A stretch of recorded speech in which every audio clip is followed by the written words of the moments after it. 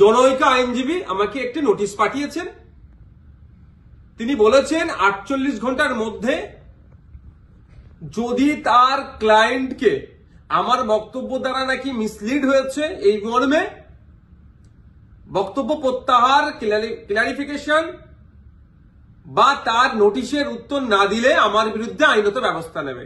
আমি বলি 48 ঘন্টা কেন, 800 ঘন্টা কেন, আর 8 মিনিট কেন, আমি তার নোটিশের কোনো প্রতি উত্তর দেব না।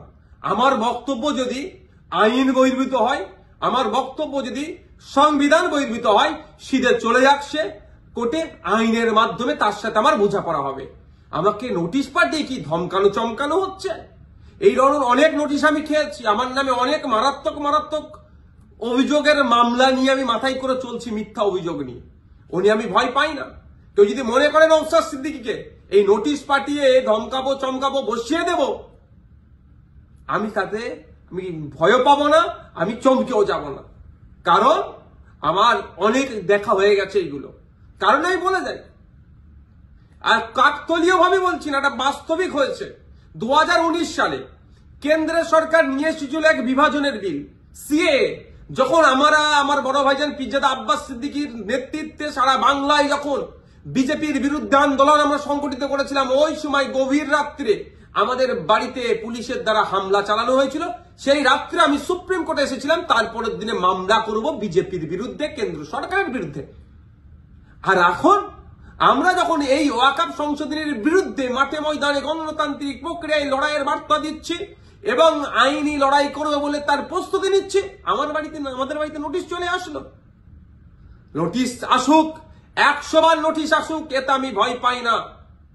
কিন্তু এটুকু আমি বাংলার মানুষকে জানিয়ে রাখতে চাই যে যারা প্রতিনিয়ত মুসলিমদের বিরুদ্ধে কথা বলছে, মাদ্রাসা নিয়ে কথা বলছে, মসজিদ নিয়ে কথা বলছে, কোরআন শরীফ নিয়ে কথা বলছে, তাদের বিরুদ্ধে নোটিশ যাচ্ছে না কেন, তাদের বিরুদ্ধে আইনত ব্যবস্থা গ্রহণ করছে না কেন?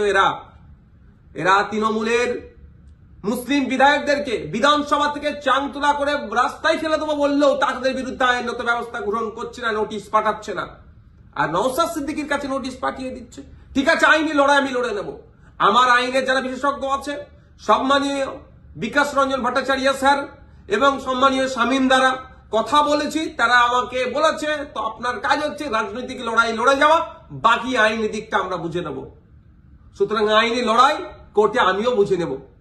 কিন্তু আমার প্রশ্ন, যারা প্রতিনিয়ত মুসলিম সম্প্রদায়কে, মাদ্রাসা মসজিদকে আক্রমণ করছে, বিষ উগলাচ্ছে, তাদের বক্তব্যতে হিন্দু মুসলমানের মধ্যে যে সম্প্রীতি, যে ঐক্য বাংলায় বিনষ্ট হতে পারে, তাদের বিরুদ্ধে কটা নোটিশ করা হয়েছে, তাদের কজনের বিরুদ্ধে আইনত ব্যবস্থা গ্রহণ করা হয়েছে, বাংলার মানুষ একটা জানবেন, আমিও জানতে চাইছি।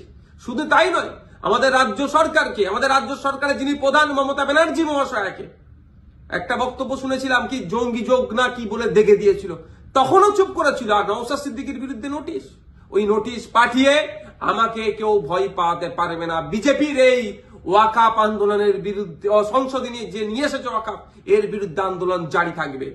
এই অসাংবিধানিক, অগণতান্ত্রিক এই যুক্তরাষ্ট্রীয় পরিকাঠামোকে ভেঙে দেওয়ার যে সংশোধনী নিয়ে এসছে, এর বিরুদ্ধে লড়াই জারি থাকবে। যখন আমাকে খোঁচা দিয়েছে, আমি কয়েকটা প্রশ্ন বাংলার মানুষের কাছে তুলে ধরতে চাইছি এবং সর্বোপরি তৃণমূল কংগ্রেসের কাছেও তুলে ধরতে চাইছি, এর উত্তর দিতে হবে। আমরা জানতে পেরেছি বেশ কয়েকজন এমপি পার্লামেন্টে অনুপস্থিত ছিল, তাদের বিরুদ্ধে তৃণমূল কংগ্রেস দলগতভাবে কি ব্যবস্থা গ্রহণ করছে, কি নোটিশ পাঠাচ্ছে, কি শোকজ করছে, তাদের বিরুদ্ধে কি অ্যাকশন নেবে, সেটাও পাবলিক ডোমিনে দিতে হবে এবং কি নিচ্ছে সেটাও যেন জানানো হয়। দ্বিতীয় হচ্ছে, যারা পার্লামেন্টে উপস্থিত ছিলেন, টোটাল আমরা যতটুকু জানা আছে, পার্লামেন্টে দুটো কক্ষ মিলিয়ে, লোকসভা রাজ্যসভা মিলিয়ে তৃণমূল কংগ্রেসের এমপির সংখ্যা প্রায় 42টি। এই 42 জনের মধ্যে কতজন ভোটাভুটিতে অংশগ্রহণ করেছে এবং যারা ভোটাভুটিতে অংশগ্রহণ করেছে কতজন ওয়াকফ সংশোধনী বিলের বিরুদ্ধে ভোট দিয়েছে না অন্য কোথাও ভোট দিয়েছে, সেটাও পাবলিক ডোমিনে পাবলিশ করা হোক, অর্থাৎ জনগণের সামনে তুলে ধরা হোক। তাহলে দুধকে দুধ, পানিকে পানি হবে। নাহলে এই ধরনের ঘটনা ঘটতে পারে যে উপস্থিত ছিল ভোট দানের সময় এই ওয়াকফ সংশোধনীর পক্ষে, বিরুদ্ধে না ভোট দিয়ে বিজেপিকে সুবিধা করার জন্য তাদের পক্ষে ভোট দিতেও পারে, বিশ্বাস নেই এদেরকে আমার। তাই এই ডেটাটা পাবলিক ডোমিনে দেওয়া হোক। আর 3 নম্বর যেটা, যে 2021 সালে এমএলএ বিধানসভা নির্বাচনের সময় বলেছিল বিজেপিকে আটকাতে হবে, ভোটটা আমাদের দিন তৃণমূল কংগ্রেস। যারা আজকের দিনে এমএলএ তারা বক্তব্য দিতে গিয়ে বলেছিল যে বিজেপির বিরুদ্ধে লড়াই করতে গেলে ওনাকে জিতাতে হবে, ওনাকে জিতিয়েছেন। এখন লড়াই করবে না বিজেপির বিরুদ্ধে, না ঘরে ঢুকে চুপ করে বসে থাকবে? লড়াইটা কেমন ভাবে হবে? গণতান্ত্রিক প্রক্রিয়ায় মাঠে ময়দানে নেবে আন্দোলন সংগঠিত করতে হবে, আর একটা গণতান্ত্রিক প্রক্রিয়ায় আইনের সহযোগিতা নিতে হবে। এই যে বিজেপি ওয়াকফ সংশোধনী বিল নিয়ে এসেছে, এটাকে প্রত্যাহার করার দুটো রাস্তা। একটা হচ্ছে জনগণের চাপ সৃষ্টি করে, যেটা সংখ্যালঘুদের উপরে যে দমনপীড়ন হচ্ছে, ভারতবর্ষের পশ্চিমবাংলায় সংখ্যাগুরু মানুষদেরকে দায়িত্ব নিতে হবে। এই সংখ্যালঘুদের উপরে যে দমনপীড়ন নেমে আসছে সেটাকে প্রোটেক্ট কিভাবে করবে, অর্থাৎ মাঠে ময়দানে সংখ্যালঘু থেকে শুরু করে সংখ্যাগুরুরা মিলে আন্দোলন সংগঠিত করবে, জনপ্রতিনিধিদেরকে সামনে রেখে সাথে নিয়ে একটা দিক। আর একটা হচ্ছে সুপ্রিম কোর্টের দ্বারস্থ হয়ে আইনের মাধ্যমে এই যে নতুন আইন তৈরি করতে চলেছে, এই আইনটাকে রদ করা। এখন আমার বলার বিষয়, পশ্চিমবাংলায় 200-র অধিক তৃণমূল কংগ্রেসের বিধায়ক আছে। সেই সমস্ত বিধায়কদেরকে প্রত্যেকজন যাতে একটা করে মামলা করে তার জন্য প্রস্তুতি নিতে হবে। এবার আমি এটা তৃণমূল কংগ্রেসের সুপ্রিমোকে বলছি, তৃণমূল কংগ্রেসের দলকে বলছি এবং সাধারণ ভোটারদেরকে বলছি। ভোটের সময় কিন্তু এই সমস্ত এমএলএ গুলো প্রার্থী ছিল, তারা বলেছিল বিজেপির বিরুদ্ধে লড়াই করবে। আজকে বিজেপির বিরুদ্ধে লড়াই দেখানোর জায়গা হচ্ছে মামলা করতে হবে। এদের 42 জন রাজ্যসভা লোকসভা মিলিয়ে এমপি আছে, 42 আর এই প্রায় 220টা মতো, 250-র অধিক মামলা কিন্তু তৃণমূল কংগ্রেসকে করতে হবে। তার পয়েন্ট অনুযায়ী আমি বলে দিচ্ছি, এইটা চাপ তৈরি করতে হবে। আমি নওশাদ সিদ্দিকী যদি আমি একাধিক মামলার দায়িত্ব নিতে পারি, হাজার হাজার মামলা হবে ওয়াকফ সংশোধনী বিলের বিরুদ্ধে, সেটা আমি ভালো করে জানি, বিজেপিও জানে, তৃণমূল কংগ্রেসও জানে, আমি পাবলিকও জানে। কিন্তু তৃণমূল কংগ্রেস কটা মামলা করছে, না মামলা না করে বিজেপিকে জায়গা করে দিচ্ছে, সেটাও পাবলিককে দেখতে হবে।